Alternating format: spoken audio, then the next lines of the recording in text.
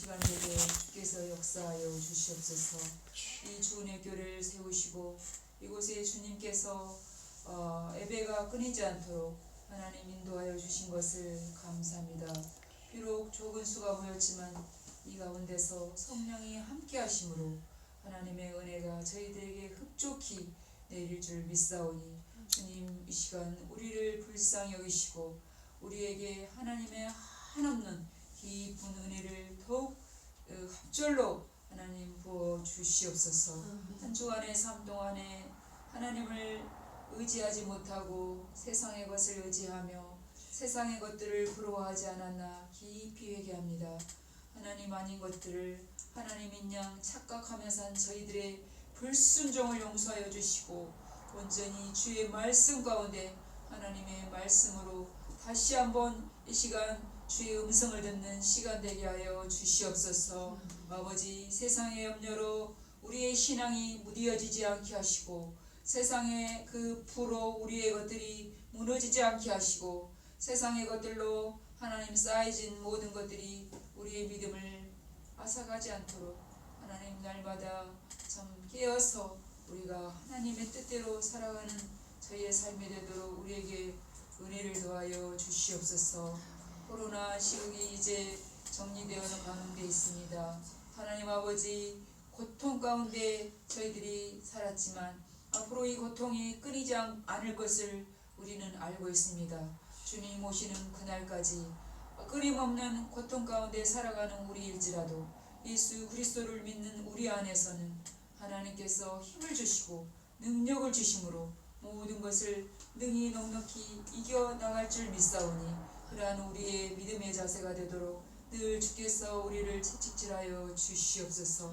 하나님 아버지, 참으로 우리가 예수 그리스도를 믿는 그리스도인지만 그리스도인답게 참으로 저희들이 살지 못한 것을 용서하여 주시옵소서. 아버지 하나님, 직장에서 또 가정에서 저희들이 많은 사람들을 대할 때 주님의 모습으로 대하지 않고 우리의 자아, 우리의 욕심과 우리의 그 본성대로 대한 그러한 것들을 주님 회개하오니 주님 용서하여 주시옵소서. 주님이라면 어떻게 하실까? 저희들이 늘 그것을 생각하며 어떠한 상황이 우리들에게 닥칠 때 말과 행동과 얼굴빛에서 주님 그리스도인의 그러한 모습을 비춰줄 수 있도록 우리를 더욱더 하나님 삶의 자리에서 은혜를 더하여 주시옵소서.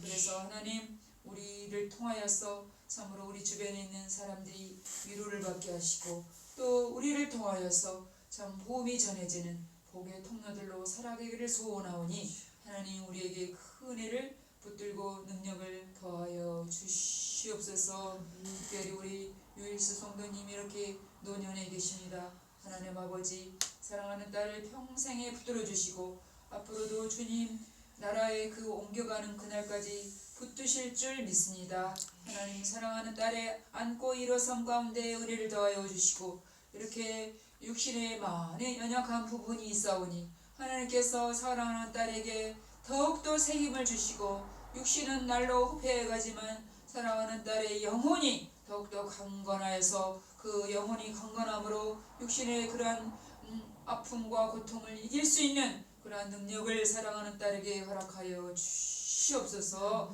아버지, 또 우리 교회 목사님을 위해 기도합니다. 목사님이 이 시간 말씀 가운데 선포하실 때 그 말씀이 우리의 마음에 깊이 떨어져서 하나님 우리가 그 말씀대로 살고자 다짐하는 참으로 귀한 시간 되게 하시고 목사님께 더욱더 날마다 새 힘을 주시고 성령이 강권적으로 역사하는 우리 목사님으로 세워 주시옵소서. 감사드리며 예수님 이름으로 기도합니다. 아멘.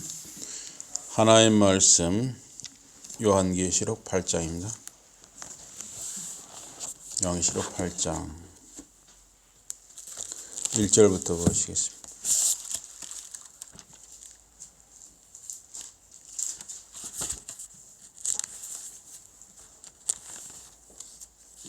요한계시록 8장 1절에서 3절입니다.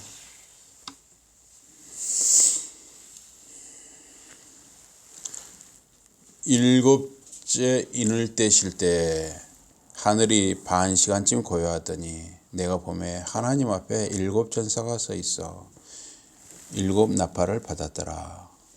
또 다른 천사가 와서 제단 곁에 서서 금향로를 가지고 많은 향을 받았으니 이는 모든 성도의 기도와 합하여 보호자 앞 금제단에 드리고자 함이라.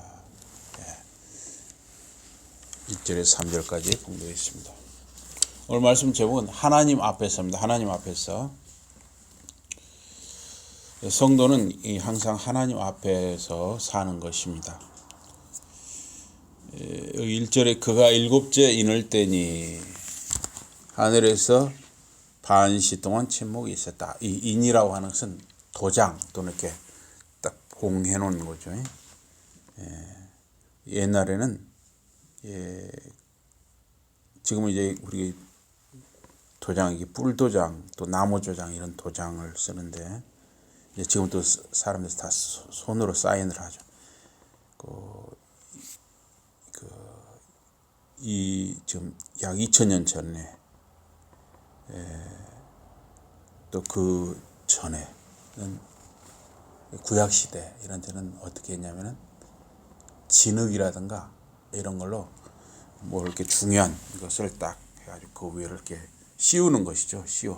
씌워가지고 이 반지 도장, 금이라든가 이런 걸로 반지 도장 이런 걸 해가지고 이걸 그 위에다 꾹 눌러주는 거예요. 그러면 이제 눌러놓으면 진흙이 이렇게 굳으면은 딱 누가 손을 대면 깨지면 이제 그게 누가 열었다는 것이 다 드러나는 것이죠. 그래서 그가 7째 인을 떼니 할 때 이 뗀다는 말을 그래서 어떤 성경은 또 7째 인을 깨뜨리니 이렇게 돼놨어요. 왜냐하면 진흙으로 이렇게 딱 봉해놨으면 그걸 깨야 그걸 열 수가 있으니까. 그랬더니 하늘에서 반시 동안 침묵이 있었다 그랬습니다. 그래서 오늘 본문은 하늘에서 반시 동안 강렬하고 극적인 이 침묵으로 시작하고 있습니다. 이 고요한 거, 폭풍전야란 말 있잖아요. 이 고요함이 어쩔 때는 천둥이나 번개보다도 한층 더 효과적일 수 있습니다. 100마디 말보다도 아무 말도 않는 것이 어떤 때는 더 힘이 있고 강하게 다가올 수 있습니다.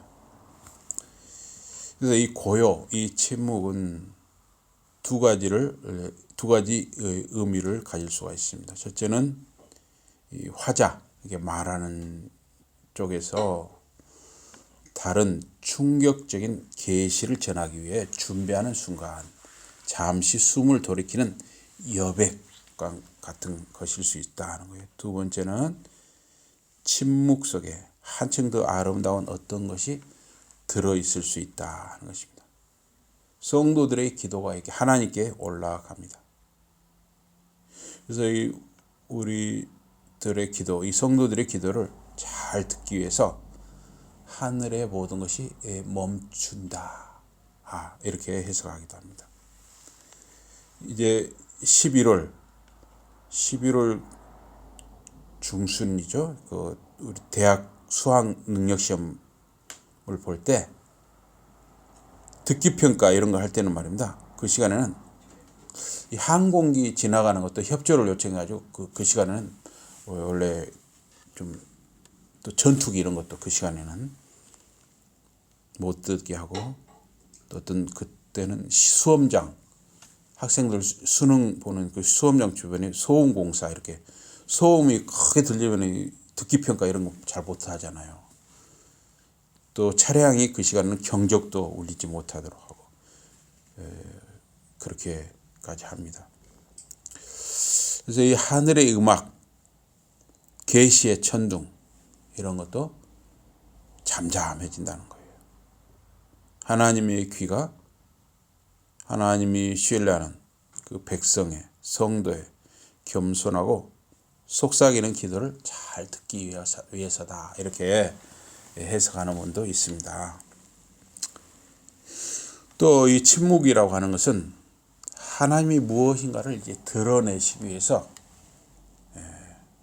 뭔가를 드러내기 위한 어떤 그 전조. 하지만 하나님께서 뭔가 큰 것을 말씀하시려고 하는가 보다 할 때 딱 이 침묵이 오는 것이다 이거예요.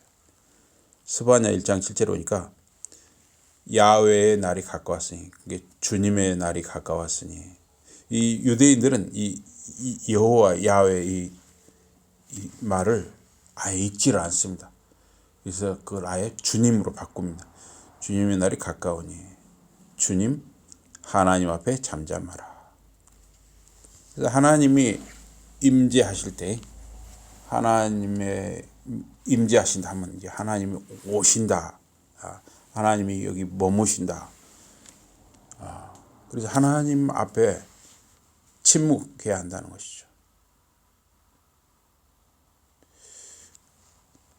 대통령이나 높은 사람 앞에서 함부로 입을 여는 사람은 없죠. 지금 대통령 앞에 있다 또는 좀 높은 사람 앞에 있다면 함부로 입을 열기가 어렵죠. 이 그리스 전통에서 침묵은 이제 기도에 대한 그 어떤 기도 의식을 드리기 전에 이렇게 먼저 침묵한다는 거예요. 또 이 이스라엘 그 예루살렘 성전 안에서 향을 드릴 때 말하지 않고 되게 침묵을 지켰다는 거예요. 또 이 침묵은 하나님의 그 어미하심이, 하나님의 그 정말 위대하시고 이런 그 어미하심, 이거는 어떤 말로 선포되는 것이 아니라 침묵을 통해서 더 깊게 드러난다는 것입니다.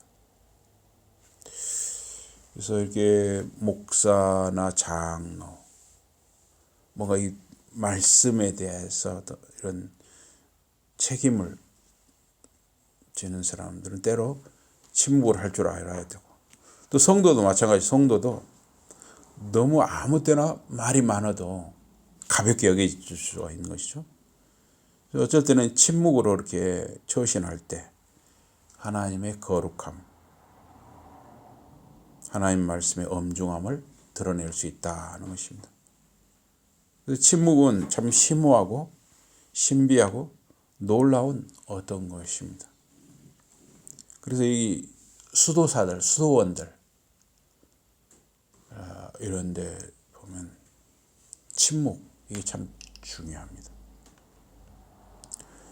내가 봄에 하나님 앞에 쉬한, 하나님 앞에 서 있는 7 천사가 있어 7 나팔을 받았더라. 2절인데요. 그리고 내가 하나님 앞에 선 7 천사들을 보았다. 이 7 천사는 천사의 어떤 계층에서 특별한 역할을 하는 천사들로 보입니다. 누가복음 1장 19절에 보면 하나님 앞에 서 있는이라는 말이 있어요. 가브리엘 천사를 하나님 앞에 서 있는이라고 표현을 했습니다. 가브리엘 천사는 사가랴에게 그의 아내가 잉태한다는 소식을 전했습니다. 또 6개월 후에 처녀 마리아에게 처녀의 몸으로 성령의 능력으로 지극히 높으신 이의 능력으로 아들을 잉태할 것을 말한 천사. 이 천사가 가브리엘이에요. 그래서 가브리엘 천사가 하나님 앞에 서 있는이라는 말은 하나님이 계획하고 하고자 하시는 일을 전하는 일을 한다는 뜻으로 볼 수 있습니다. 가브리엘 천사가 사가랴와 마리아에게 전한 소식은 잉태의 소식이면서 구원의 복음을 전한 것입니다. 세례요한은 오실 메시아 예수 그리스도의 길을 평탄케 예비하는 사명을 띠고 이 땅에 태어나게 되었습니다. 그리스도는 하나님의 아들로서 사람의 몸을 입고 이 땅에 오셨습니다. 우리의 구원을 위해 오셨습니다. 죄로부터 구원, 사망 권세로부터 구원을 이루시기 위해 오셨습니다. 그래서 가브리엘 천사가 하나님 앞에 서 있는 이란 말은 그러한 구원의 소식을 전하는 역할을 감당했다는 것입니다. 이 본문에 하나님 앞에 선 일곱 천사는 계시록의 일곱 영과 같다고 볼 수가 있습니다. 또 일곱 교회의 천사와도 같을 수 있습니다. 그래서 1장 4절이나 4장 5절에 보면 일곱 영, 또 1장 20절에 보면 일곱 교회의 천사. 그래서 여기 하나님 앞에 일곱 천사, 이게 다 같은 천사로 볼 수 있다는 것이에요. 그래서 하나님 앞에 서 있다는 것을 강조하는 것은 유대교 전통에서는 말입니다. 이 천사들은 무릎이 없어서 앉을 수 없다. 이렇게 해석하기도 합니다. 에스겔서 1장 7절에 보면 그들의 발은 곧다. 히브리어로 야샤르, 영어로는 스트레이트, 곧다 그랬어요. 우리는 무릎이 있어가지고 그 무릎 정강이가 펴지기도 하고 굽혀지기도 하잖아요. 정강이가 있으니까. 근데 에스겔서 1장 7절은 그들의 발, 천사들의 발이 곧다는 이야기는 이 무릎 정강이가 없다는 이야기예요. 무릎 정강이가 없으면 어째요? 굽히고 펴고 이걸 못한다는 이야기예요. 곧다는 거예요. 예. 그래서 유대계 전통의 견해에서는 하나님의 존재니까 하나님의 임재, 하나님이 계신 그 앞에서 아무도 앉을 수 없다. 유대인들은 그렇게 이해를 합니다. 그래서 하나님 앞에 또 보좌 앞에, 하나님의 보좌 앞에, 보좌에 앉으신 이 앞에 등 이게 요한계시록 여러 군데에서 나오고 있는데 이것은 다 하나님의 임재, 하나님의 계심을 나타낸다는 거예요. 그래서 구약에서도 하나님 앞이라는 것은 궤앞, 궤앞이라는 언약궤 앞, 궤라는 상자거든요. 언약궤 앞과 같은 말로 같은 의미로 쓰였습니다. 사무엘상이나 사무엘하, 열왕기하, 레위기. 그리고 그들에게 일곱 나팔이 주어졌다 그랬습니다. 나팔은 재림, 파루시아라고 하죠. 이 재림과 같은 마지막 사건을 알리는 소리에 쓰입니다. 마태복음 24장 30절 이하에 보니까 그때 인자의 징조가 하늘에서 보이겠고 그때 땅의 모든 족속들이 통곡하며 그들이 인자가 구름을 타고 능력과 큰 영광으로 오는 것을 보리라. 저가 큰 나팔 소리와 함께 천사들을 보내리니 그랬어요. 계시록에서 나팔은 큰 목소리의 은유다 이렇게 해석도 합니다. 또한 나팔은 일곱 나팔들의 각 소리에 따라서 발생하는 어떤 질병들에 대한 구조적 장치다 이렇게 또 해석을 합니다. 여호수아서 6장에 보니까 여리고성을 이제 정복하게 되잖아요. 이스라엘 족속이. 이때 이 전쟁이 아주 특별하게 수행되는 것을 볼 수 있어요. 여기 일곱 나팔이 사용됐습니다. 여호수아서 6장 4절 이하에 보니까 제사장 일곱은 일곱 양각 나팔을 잡고 그러세요.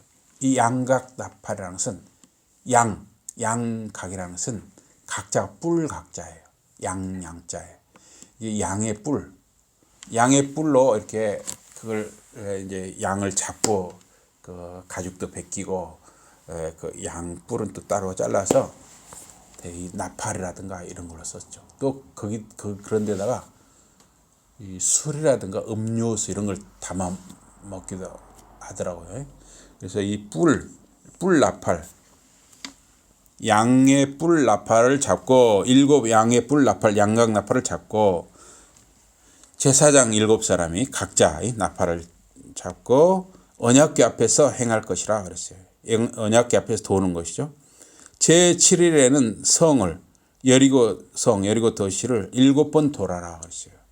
제사장들은 나팔을 불 것이며 제사장들이 양각 나팔을 길게 울려 불어서 그 나팔 소리가 너희에게 들릴 때는 백성은 다 큰 소리를 외쳐 부를 것이라. 그리하면 그 성벽이 무너져 내리리니 백성은 각기 앞으로 올라갈지라 하시매. 눈의 아들 여호수아가 제사장들을 불러서 그들에게 이르되 너희는 언약궤를 메고 일곱 제사장 일곱 양각 나팔을 잡고 여호와의 궤 앞에서 행하라. 그러니까 이 전쟁이 이방 사람들의 전쟁하고는 완전히 틀리죠. 이스라엘 족속들이 가나안 땅에서 행한 이 정복 전쟁은 이스라엘 족속들만 싸우는 것이 아니라 하나님이 싸우시는 것이다 하는 것이죠. 하나님을 의지해서 싸우는 것이라는 거예요. 고대 이스라엘과 초기 유대교에서 나팔은 다음과 같은 의미로 사용되었습니다. 첫째, 이 나팔은 경고의 수단이었어요. 경고. 어떤 여호와의 날, 주의 날의 경고의 수단이었습니다. 둘째, 군사력에 의한 공격 신호였어요. 지금 어디서 쳐들어왔다 이거, 쳐들어왔다. 곧 지금 우리 성을 지금 공격하려고 한다. 그러면 얼마나 다급해. 그때 이 나팔을 불었다는 거예요. 빨리 대비하라 이거죠. 또 어떤 도시 안에서 지금 저 적들이 좀 쳐들어온다 하면서 그 경고를 알리는 것이죠. 또 전쟁을 하다가 전술적으로 태각, 철수 명령을 내렸어요. 그 적을 유인하기 위해서 일부러 도망하는 척 하는 수도 있잖아요. 물론 또 전쟁이 지게 되면 또 도망하는 수도 있고. 이럴 때도 이 나팔을 급하게 불었어요. 또 하나님께 어떤 도움을 구하는 애침으로 나팔을 불기도 했습니다. 민수기 10장 9절에 보니까 또 너희 땅에서 너희가 자기를 압박하는 대적을 치러 나갈 때는 나팔을 울려 불지니 그러면 너희 하나님 여호와가 너희를 기억하고 너희를 너희 대적에게서 구원하라. 이런 건 뭐예요? 지금 전쟁을 나갈 때 하나님 우리가 지금 적들과 싸웁니다. 우리를 도와주세요 하는 뜻으로 나팔을 울린 것이죠. 여섯 번째 이 나팔 소리는 승리했다 하는 것을 알릴 때도 나팔을 불었다고 해요. 시편 47편 5절에 보니까 하나님이 즐거이 부르는 중에 올라가시며 우리 그 하나님의 백성이 거의 노래하는 중에 하나님이 올라가신다 이거예요. 여호와께서 나팔 소리 중에 올라가시는도다. 그래서 승리의 노래를 이렇게 부르는 것이죠. 일곱 번째 이 나팔 소리는 복된 소식을 선포하는 신호이기도 합니다. 또 여덟 번째 이 나팔 소리는 종교적인 의식을 동반하는 소리이기도 합니다. 그래서 레위기서 25장 9절 이하에 보니까 7월 10일은 속죄일이니 너는 나팔 소리를 내되 전국에서 나팔을 크게 불지며. 그러니까 전국적으로 나팔을 부니까 얼마나 이게 대단하겠어요. 우리도 무슨 그 민방위 훈련할 때 뭐 15일 이런 때 보면 나팔 소리 비슷한 걸 이렇게 사이렌 소리를 내잖아요. 전국적으로 다 그걸 다 듣게 되죠. 같은 시간에. 그런 것처럼 이스라엘에서 너는 나팔 소리를 내되 전국에서 나팔을 크게 불지라 그랬어요. 그래서 그 어떤 희년을 선포하는 거죠. 자유를 선포할 때 그 나팔을 불었어요. 또 아홉 번째 나팔은 신년, 하나님의 나타나심의 장면을 알릴 때 그 나팔을 불었다 하는 것이에요. 출애굽기 19장 16절에 보니까 제3일 아침에 우레와 번개와 빽빽한 구름이 산 위에 있고 나팔 소리가 심히 크니 진중 모든 백성이 다 떨었더라 그랬어요. 시내산에 하나님께서 임재하실 때 이 나팔을 누가 불었을까요? 아마 하나님을 모시고 하나님과 함께 내려온 천사들이 아마 나팔 소리를 불었겠죠. 그러니까 진중에 있는 모든 이스라엘 백성이 다 무서워 떨은 것이죠. 열 번째 나팔 소리는 종말 어떤 이제 그 세상의 끝을 알릴 때 나는 소리다 이게. 그러므로 이 나팔 소리는 듣는 자의 마음속에 때로는 두려움을 주는 것이고 때로는 기쁨을 주는 것이고 때로는 존경의 기대감을 안겨줄 수 있어요.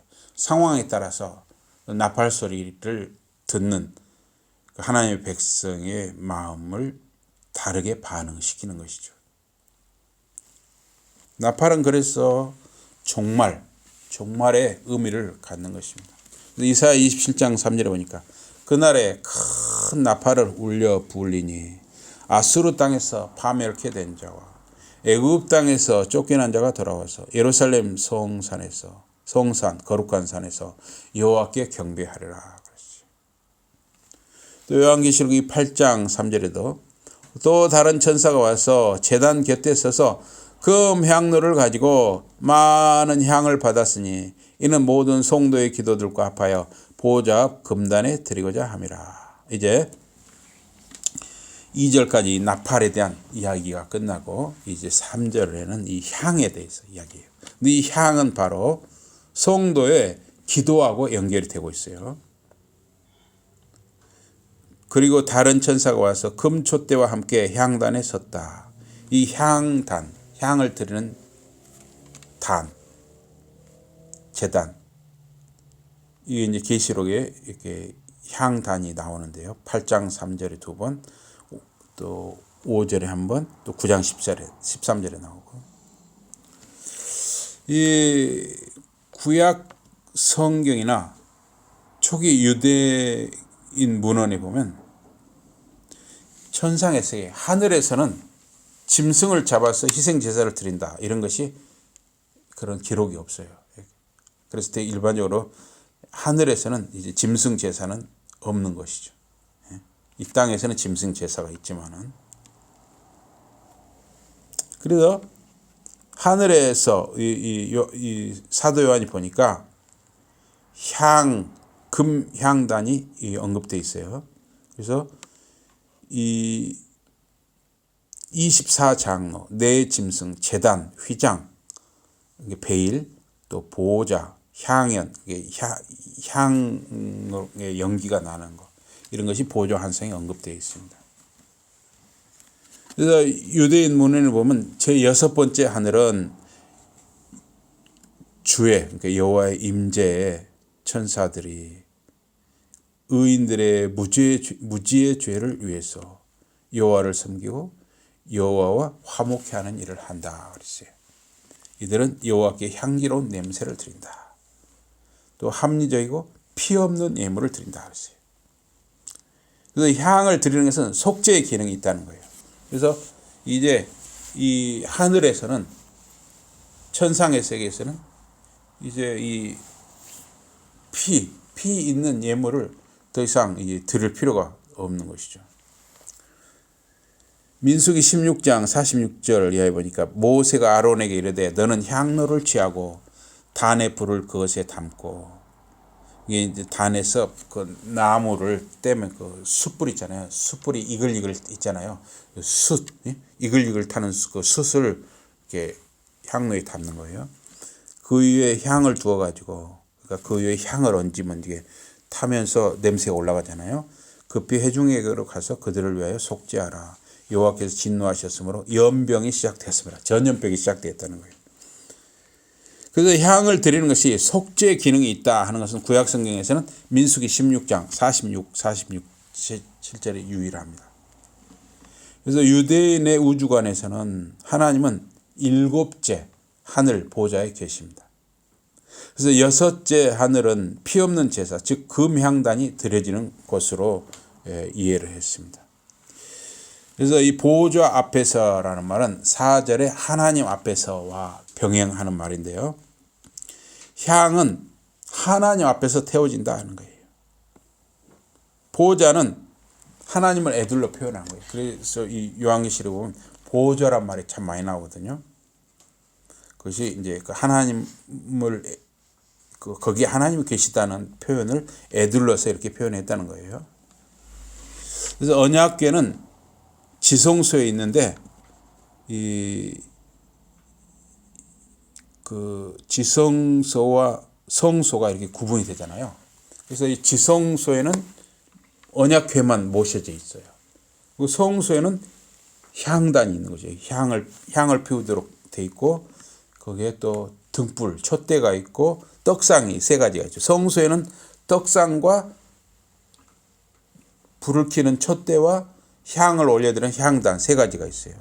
지성소에는 언약궤가 있고. 그래서 이 보좌는 언약궤가 그 하나님의 보호자가 있는 하나님이 임재하는 곳으로 믿는 것이죠. 그래서 이 언약궤는 그 하나님의 보호자의 기능을 갖는 것입니다.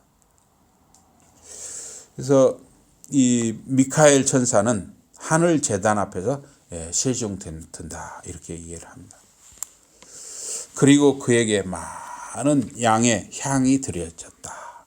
보좌 앞에서 금향단 위에 모든 하나님의 백성의 기도들에 대한 보안으로서 향을 드리기 위하여 그랬어요. 그래서 이 성도들의 기도들과 함께 드려진다는 거예요. 향이. 중요한 것은 모든 하나님의 백성, 이 성도들의 기도는 하나님의 보호자에 올려진다는 것입니다. 거룩한 자들의 기도는 지상에 사는 그리스도인들의 기도예요. 그래서 이 기도들은 이 성도들의 대적자들에 대한 하나님의 복수를 바라는 기도이기도 합니다. 왜냐하면 천사가 하늘 제단의 향과 기도들을 섞어서 지상 위에 불을 던져서 재난을 일으킨다. 5절에 그렇게 되어 있어요. 중요한 것은 성도들의 기도는 복수의 기도이든 감사의 기도이든 축복의 기도이든 중보의 기도이든 땅에 떨어지지 않냐고 하늘 보좌에 상달된다는 사실입니다. 복수를 위한 기도들은 사한 자들로부터 하나님께 호소하는 것입니다. 6장 10절에 보면 순교자들의 복수의 기도와 유사하죠. 그래서 4절에서 이 향은 이 기도와 밀접하게 연계가 되고 있습니다. 나의 기도가 주의 앞에 분향함과 같이 되며 나의 손드는 것이 저녁 제사같이 되게 하소서. 시편 141편 2절이죠. 기도는 일상에 매일 드리는 저녁 제사의 관행이었어요. 규칙적인 향 제사가 드려졌다는 거죠. 그래서 에스라 9장 5절 이하에 보니까 저녁 제사를 드릴 때 내가 근심 중에 일어나서 속옷과 겉옷을 찢은 대로 무릎을 꿇고 나의 하나님 여호와를 향하여 손을 들고 말하기를 나의 하나님이여 내가 부끄러워 낯이 뜨뜻하여 감히 나의 하나님을 향하여 얼굴을 들지 못하오니. 이스라엘 백성이 바벨론 포로기 이후에도 정신을 못 차리고 이방 사람과 이렇게 결혼하고 하는 걸 보고 에스라 선지자가 굉장히 하나님 앞에 지금 회개하는 모습입니다. 출애굽기 30장 8절에 보니까 또 저녁 때 등불을 켤 때 살을 찌니 이 향은 너희가 대대로 여호와 앞에 끊지 못할지라. 그래서 이 향, 성소에서는 향을 계속 피워 올려드렸는데 이 향은 하나님의 백성, 우리 성도들의 기도를 상징하는 것이고 하나님의 백성, 하나님의 자녀들, 우리 성도들의 기도가 이 향과 함께 하나님 보호자로 하나님께로 올라간다는 것입니다. 그래서 고대 이스라엘에서 향이 들여가지는 세 가지 주된 방식이 있었는데 첫째, 향 또는 향신료. 이거는 곡식 제물과 함께 태울 수 있었습니다. 그래서 짐승을 잡아서 이렇게 제사를 드리잖아요. 땅에서 짐승을 잡아서 드릴 때 그 짐승 희생 제물 위에다가 이 그 향 또는 향신료를 뿌렸는지 그거는 명확하게 알기가 어렵습니다. 그러나 히브리어 레아니 호아흐라는 말이 있어요. 레아니 호아흐, 이게 뭐냐면 향기로운 냄새란 말이에요. 향기로운 냄새. 이 향기로운 냄새라는 단어로 볼 때 향신료가 태우는 제물, 그 짐승을 잡은 그 고기에 향신료가 가미가 돼가지고 그렇게 해서 아마 태웠지 않는가 이렇게 우리가 볼 수가 있어요. 그래서 이건 사람의 기호가 다 틀리는데요. 이 고기 타는 냄새 있잖아요. 예를 들어 삼겹살을 굽는다든가 또는 무슨 소고기를 굽는다든가 오리고기를 굽는다든가 그 고기 타는 냄새를 기분 좋게 맡는 사람이 있고 그걸 좀 역하게 맡는 사람들이 있어요. 여러분은 어느 쪽입니까? 이 오리고기, 삼겹살 또는 뭐 소고기 이런 걸 구울 때 그 냄새가 어때? 좀 역하게 느껴집니까? 좀 고소하게 느껴지십니까? 예, 예, 대부분 다 특히 숯불 이런 거 할 때는 기분 좋게 우리 율성님도 어떻게 기분 좋게 느끼시죠? 예, 그래서 기분 좋게 느껴져요. 그래서 아마 그걸 예, 그렇습니다. 저도 상당히 기분 좋게 아주 고소하다. 아, 참, 예, 그렇게 기분 좋게 하는데 또 그 냄새를 아주 싫어하는 사람, 예를 들어 뭐 채식만 하는 사람은 별로 안 좋아할 수도 있어요. 어쨌든 간에 그 하나님께 올려드리는 이 제물을 태워 드릴 때 그 고기에다가 향신료를 첨가를 해서 더 탈 때, 불에 탈 때 향이 더 뭔가 더 향기롭고 이렇게 하게 했을 수도 있어요. 그러나 딱 정확하게 알 수 없어요. 그러나 이 향기로운 냄새, 레아니호아흐라는 이 히브리어 단어로 볼 때 혹시 향신료를 거기다 더하지 않았느냐 이렇게 추측할 수 있다는 겁니다. 네. 두 번째, 이 향은 안쪽 향이 있고 바깥의 향이 있었어요. 바깥의 향은 긴 향촛대 안에 들여지기도 하고 이걸 마흐타라고 했고 또 수직 향촛대가 있어요. 이건 믹테레트라고 있는데 그 향촛대는 제단 위에 두지는 않았어요. 그래서 이 향 제사는 그 레이기서 10장 1절 이하, 에스겔서 8장 10절 이하 이런 데 보면 그 향 제사가 언급이 되어 있어요. 이 향은 성전 구역 안에서 살려졌다 하는 거예요. 예를 들면 이 절이라든가 이런 데 무당집 이런 데도 하여튼 이런 데 다 가보면 뭐예요? 특이한 향을 피잖아요. 그래서 온 그 절이라든가 안에가 다 이렇게 특이한 향이 이렇게 막 나잖아요. 그런 것처럼 그 예루살렘 이 성전 구역에서도 성전에 이 어떤 향을 이렇게 태워 올리면 뭔가 그 특이한 이 향이 그 성전에 다 퍼지겠죠.